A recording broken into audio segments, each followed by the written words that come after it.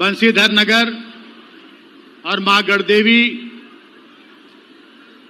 मां चतुर्भुजी की पवित्र पावन जिला गढ़वा और नीलांबर पीतांबर जैसे वीर शहीदों की भूमि पलामू प्रमंडल के बंसीधर नगर के गोसाई बाग के इस मैदान में आयोजित मैया सम्मान योजना, जिसकी शुरुआत आपके पलामू प्रमंडल के अंतिम छोर बाबा बंसीधर नगर की धरती से की गई। इससे आप अंदाजा लगा सकते हैं कि आपके सरकार की सोच क्या है। आपके पलामू प्रमंडल, आपके गढ़वा जिले के लिए जितने भी महत्वाकांक्षी योजनाओं की शुरुआत इस माननीय हेमंत सोरेन जी के नेतृत्व वाली सरकार ने की, उन सब का शुभारंभ पलामू की पावन धरती से हुआ। इसके लिए मैं अपने युवा ऊर्जावान झारखंडी मानसिकता रखने वाले और झारखंड की जनता को निरंतर उनका हक अधिकार दिलाने वाले माननीय मुख्यमंत्री हेमंत सोरेन जी को बहुत बहुत उन्हें सभी को याद भी होगा कि जब 2019 के पहले माननीय मुख्यमंत्री यहां किसी भी कार्यक्रम में आते थे तो हर कार्यक्रमों में उनका जब संबोधन होता था तो वो कहते थे कि बिहार के समय भी और जब झारखंड अलग राज्य हुआ तब भी पलामू प्रमंडल के साथ हमेशा सौतेला व्यवहार हुआ और पलामू प्रमंडल, खास करके गढ़वा जिला, हमेशा पिछड़ा जिला कहलाता रहा। यहाँ के लोग अपने हक अधिकार, बिजली, पानी, सड़क, शिक्षा, स्वास्थ्य सभी सुविधाओं से वंचित रहे। और उन्होंने इस गोसाई बाग के मैदान में भी कहा था कि जनता मुझे मौका देगी, जो दाग, जो धब्बा गढ़वा जिले में पिछड़ेपन का लगा है, उस पिछड़ेपन के दाग धब्बे को मैं धोकर दम लूंगा। और आज मैं ये दावे के साथ कह सकता हूं कि गढ़वा अब किसी जिले से, झारखंड के किसी जिले से किसी मामले में पीछे नहीं है। और इसका पूरा पूरा श्रेय अगर जाता है तो आपके माननीय मुख्यमंत्री हेमंत सोरेन जी को जाता है, आपकी सरकार को जाता है, इंडिया गठबंधन की सरकार को जाता है। आज मैया सम्मान योजना का शुभारंभ भी पलामू के बाबा बंसी नगर की धरती से हो रहा है। और इस कार्यक्रम के मुख्य अतिथि के रूप में जिनके विभाग से हमारे सभी 18 साल से 49 साल की बहन बेटियों के खाते में प्रति महीने 1,000 रुपए जा रहे हैं, सालाना 12,000 रुपए। मैं प्रणाम करता हूं अपने भाभी समाज कल्याण, बाल विकास, महिला कल्याण मंत्री श्रीमती बेबी देवी जी को। और आप लोग सभी जानते होंगे कि वही बेबी देवी जी हैं जिनके पति झारखंड टाइगर कहलाते थे और कोविड से अपने राज्य की जनता को बचाने के लिए अपने जान की परवाह नहीं किए, अपने प्राणों की आहुति दे दी झारखंड को बचाने के लिए, झारखंड की जनता को बचाने के लिए। और आज उन्हीं की धर्मपत्नी बेबी देवी के कारण ही हमारी सभी बेटियों, सभी बहनों को मैया सम्मान योजना का लाभ मिल रहा है। मैं सत नमन करता हूं हमारे पुण्यात्मा स्वर्गीय जगन्नाथ महतो जी को और प्रणाम करता हूं बेबी देवी जी को। हमारे बीच उपस्थित हैं कृषि पशुपालन मंत्री हमारी दीपिका पांडे जी,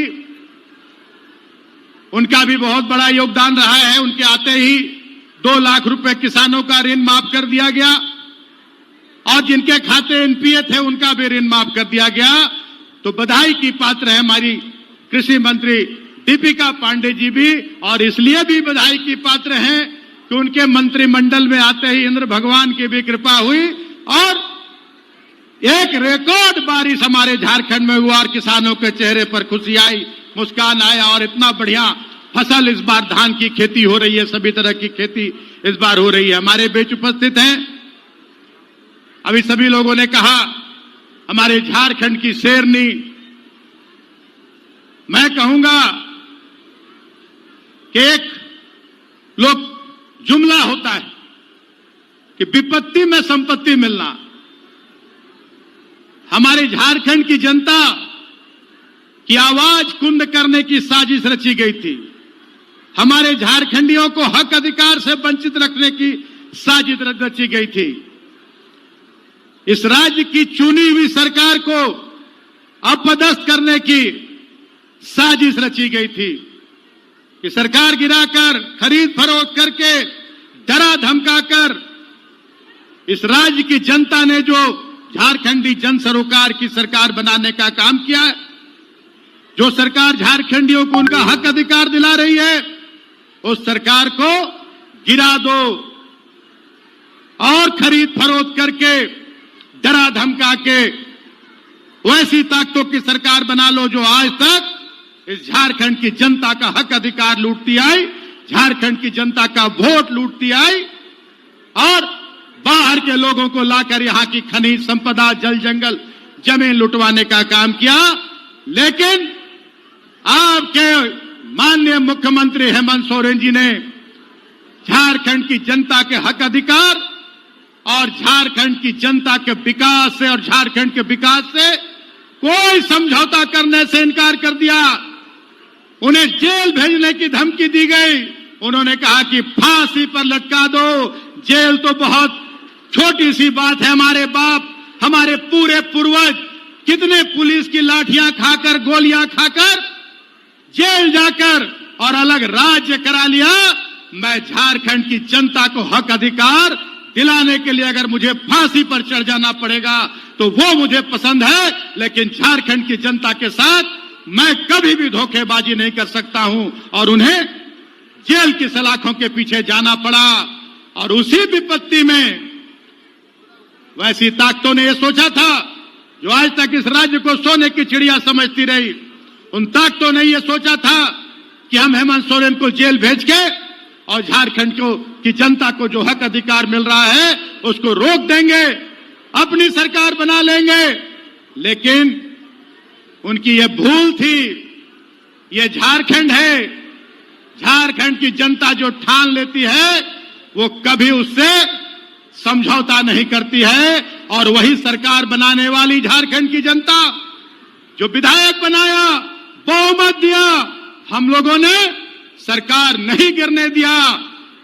हम लोगों ने हमारे आदरणीय नेता चंपाई सोरेन जी को माननीय मुख्यमंत्री ने बागडोर सौंपकर जेल जाना पसंद किया। जेल चले गए और माननीय चंपाई सोरेन जी को राज्य के मुख्यमंत्री की कुर्सी पर हम लोगों ने बिठाया और उन्हें माननीय हेमंत सोरेन जी का सपना था, उसको साकार करने के लिए हम लोग उनका सहयोग करते रहे। और 5 महीने बाद जब माननीय मुख्यमंत्री जेल से बाहर आए तो फिर कौन कौन सी घटना घटी, कैसे जो खरीद फरोख्त करने वाले कैसे हमारे चंपाईदा को ले गए, ये किसी से छिपा हुआ नहीं है। लेकिन उस विपरीत परिस्थितियों में जो हमारी शेरनी, जो अपने घर में अपने बूढ़े सास ससुर दिसंगुरु शिबू सोरेन, श्रीमती रूपी सोरेन, जो इनकी सासू मां है, उनकी सेवा कर रही थी, अपने बाल बच्चों की पढ़ाई लिखाई का ख्याल रख रही थी।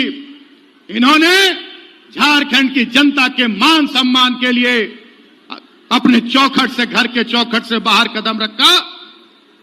और जो सोच थी केंद्र में बैठे के लोगों के, भाजपाइयों की, उस सोच पर पूरी तरह से पानी फेरने का काम किया और एक एक झारखंड की जनता को जगाने का काम किया, एकजुट करने का काम किया, तब उन्हें लगा कि अरे ये तो हमारा वार हम ही पे उल्टा पड़ गया, कि ये तो ऐसी शेरनी निकली और ऐसे जनता के बीच इनकी लोकप्रियता बढ़ी कि उनके कलेजे पर सांप लौटने लगा।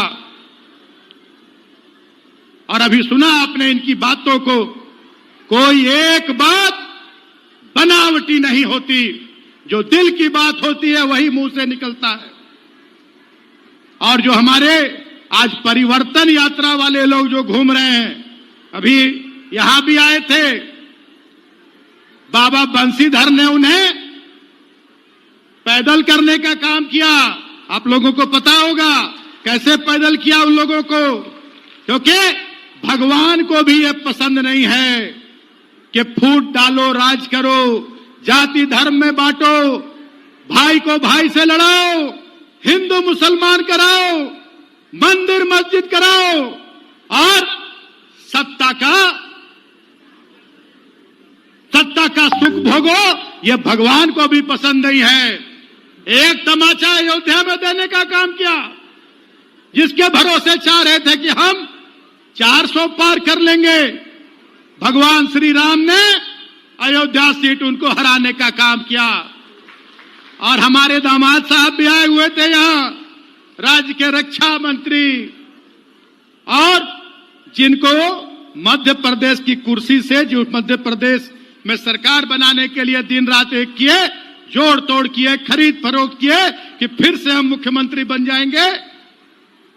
मध्य प्रदेश के मामा जी शिवराज चौहान जी, दोनों को पैदल कर दिया कि पैदल चलो, हेलीकॉप्टर का तेल खत्म हो गया, पैदल यहां से जाना पड़ा।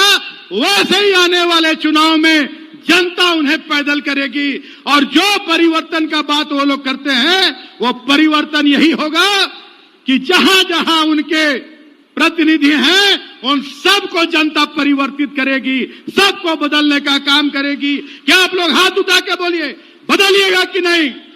बदलिएगा कि नहीं? बदलिएगा ना?